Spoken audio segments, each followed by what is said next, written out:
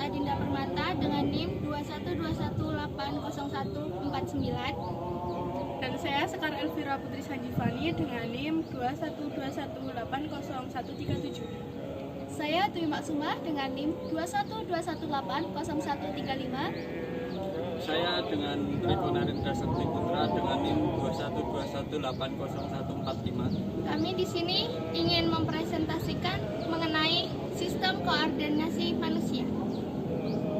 Pengertian sistem koordinasi. Sistem koordinasi adalah sebuah sistem yang mengatur kerja organ-organ tubuh. Sistem ini berperan untuk memerintahkan setiap organ untuk dapat mendukung fungsi tubuh agar bekerja dengan baik. Fungsi sistem koordinasi pada manusia diperlukan untuk mengendalikan setiap bagian dalam tubuh agar gerakan yang dihasilkan menjadi tepat sasaran. Tanpa sistem koordinasi, seluruh organ tubuh tidak mampu menjangkau. Macam-macam sistem koordinasi, masing-masing organ tubuh kita memiliki fungsi yang berbeda-beda. Untuk itu, tubuh kita memiliki komponen yang menghubungkan setiap organ yang saraf dan darah. Berikut merupakan jenis sistem koordinasi. Sistem saraf. Sistem koordinasi saraf adalah organ yang terdiri dari sel-sel neuron dan sel-sel pendukungnya. Sel saraf bekerja menggunakan perbedaan potensial listrik untuk mentransmisikan sinyal dari satu tempat ke tempat yang lainnya. Sistem saraf menyampaikan informasi secara cepat melalui sinyal-sinyal listrik yang menuju organ tubuh lewat jaringan saraf. Sinyal elektrik inilah yang digunakan untuk mengatur semua organ di dalam tubuh. Dalam kepala manusia terdapat hipotalamus, otak besar atau biasa disebut cerebrum, kelompok hipofisis, terus ada otak kecil, biasa disebut cerebellum, terus yang terakhir ada sumsum sambung atau medulla oblongata. Otak besar terdapat berbagai bagian korteks yang memiliki 86 miliar neuron atau sel saraf yang terdiri dari 73 air, serta memiliki saraf. Otak besar terbagi menjadi dua bagian, yaitu bagian kanan dan kiri. Kedua bagian dihubungkan oleh korpus kolosum yang berfungsi menyampaikan sinyal dari kedua bagian otak. Otak kanan dan otak kiri berfungsi secara terbalik. Otak kanan mengendalikan bagian kiri, sedangkan kiri mengendalikan bagian kanan. Otak tengah disebut juga dengan mesencephalon. Otak ini terletak di dalam batang otak, yaitu di antara otak depan dan otak belakang. Otak tengah merupakan bagian terkecil dari batang otak, dengan ukuran hanya sekitar 1,5 cm. Di otak tengah, yang paling utama adalah menjaga bagian dari sistem saraf pusat yang berkaitan dengan hal-hal penglihatan, pendengaran, gairah, rasa waspada, mengatur suhu, dan lainnya. Otak kecil juga disebut dengan cerebellum. Otak ini terletak di bagian belakang kepala, tepatnya di bawah lobus occipital. Otak besar dan di dekat batang otak. Gangguan pada organ ini tidak hanya dapat mempengaruhi kemampuan bergerak Anda, tapi juga kemampuan berbicara. Fungsi otak kecil untuk menjaga keseimbangan dan postur tubuh. Otak kecil menerima informasi dari tubuh mengenai posisi dan keberadaan tiap anggota gerak. Sistem hormon atau kelenjar endokrin. Transmisi hormon melalui aliran darah. H1 hormon dari hipofisis anterior, dan H yang garisnya berwarna hitam yaitu hormon dari hipofisis posterior, dan H yang garisnya berwarna biru yaitu hormon dari setiap kelenjar. Sistem endokrin. Sistem endokrin di dalam tubuh manusia mengatur hormon-hormon yang diproduksi oleh tubuh. Misalnya mengatur jumlah cairan di tubuh, kecepatan pernapasan, suhu tubuh, siklus menstruasi pada wanita, hingga mengatur perasaan atau mood kita. Endokrin mengandung hormon yang dihasilkan dari organ bernama kelenjar. Nah, Hormon yang dihasilkan pada endokrin akan disalurkan ke bagian organ tubuh lain yang menjadi tujuan lewat sirkulasi darah kita.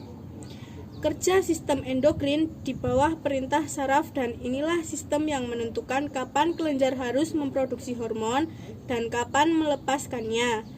Proses kerja pada sistem endokrin cenderung lebih lambat dalam mengatur aktivitas yang terjadi di tubuh kita. Nah, itulah materi sistem koordinasi pada manusia yang bisa kamu pelajari. Dari pembahasan di atas, kamu tentu menjadi lebih paham pentingnya sistem koordinasi dalam tubuh kita. Nah, pada H1 yaitu ada tiroid.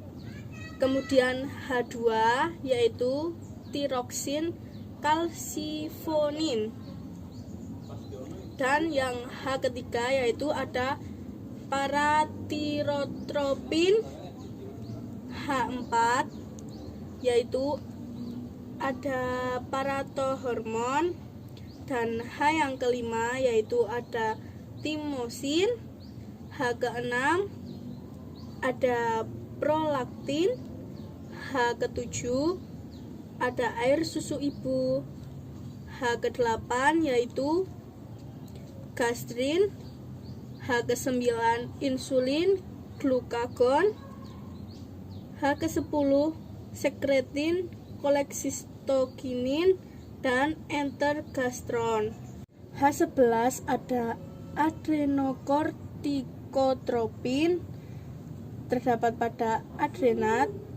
Dan H12 kortisol dan androgen, terdapat di adrenat juga. Kemudian H13 angiotensin, terdapat di adrenat.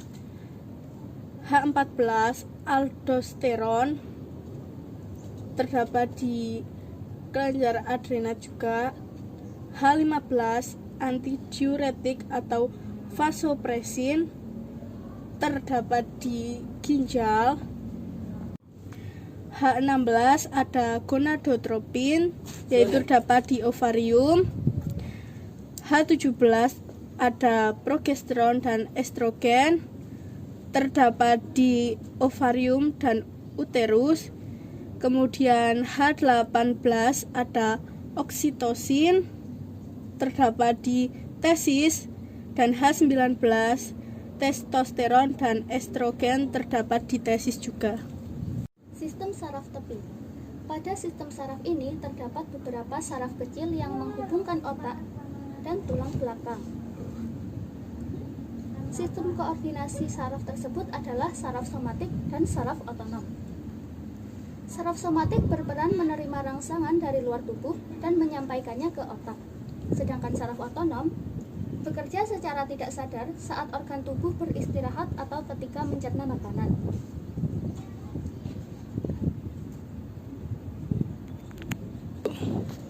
Sel saraf. Semua sistem koordinasi saraf tidak akan bekerja tanpa adanya sel saraf. Sel saraf atau yang biasa disebut neuron merupakan satuan kerja utama dari sistem koordinasi saraf. Mekanisme kerja sistem saraf dalam menghantarkan impuls saraf adalah hasil kerja dari neuron ini. Sel saraf juga yang memungkinkan kamu dapat merasakan berbagai rangsang dari panca indera. Pada sel saraf terdapat 3 komponen utama, yaitu dendrit, akson, dan sinapsis, yang masing-masing berfungsi untuk mendorong rangsangan yang dihantarkan oleh impuls ke sel saraf lain, efektor maupun organ tubuh. Alat indera. Jenis sistem koordinasi pada manusia lainnya adalah alat indera. Jadi, pada sistem koordinasi itu ada 3 bagian, yaitu sistem syaraf, hormon, dan alat indera. Nah, pada alat indera, sistem ini terdiri dari indera penglihatan, indera pendengaran, dan indera perasa. Masing-masing memiliki fungsi yang berbeda. Di dalam organ indera terdapat ujung syaraf yang peka terhadap rangsangan, yang disebut juga reseptor. Alat indera ini merupakan bagian dari sistem koordinasi pada manusia yang bekerja untuk menerima setiap rangsangan dari luar. Reseptor kemudian menjadi informasi tersebut dan menuju ke otak untuk memerintah sel saraf lainnya untuk memberikan respon. Nah, pada bagan dapat kita lihat pada sistem syaraf otonom terdapat dua jenis saraf, yaitu saraf simpatis dan yang kedua saraf parasimpatis. Nah, saraf simpatis dapat kita lihat pada garis yang berwarna merah. Bisa kita lihat garis-garis yang berwarna merah ini merupakan saraf simpatis. Ada mata, kelenjar air mata atau lakrimal, hidung, kelenjar ludah, jantung, bronkus, lambung, lalu ada pankreas, usus, adrenal, ginjal, rektum, kandung kemih, kelamin perempuan, dan kelamin laki-laki. Nah, untuk saraf parasimpatis dapat ditandai dengan garis yang berwarna biru. Nah, saraf parasimpatis itu terdapat dua jenis. Yang pertama, saraf parasimpatis kronial, dan yang kedua, saraf parasimpatis spinal. Pada saraf parasimpatis kronial terdapat 4 jenis, yaitu pada bagian 3, saraf oculomotorius. Nah, dapat kita lihat saraf ini menghubungkan dengan mata.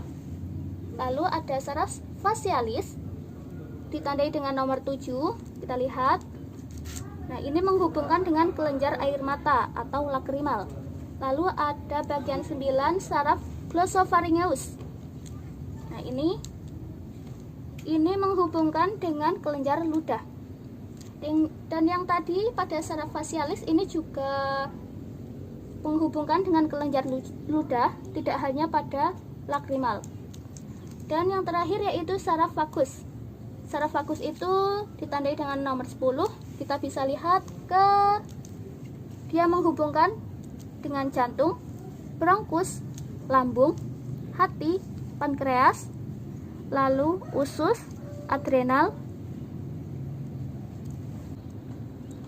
Lalu pada saraf parasimpatis spinal, nah di sini ada menghubungkan dengan kelamin laki-laki.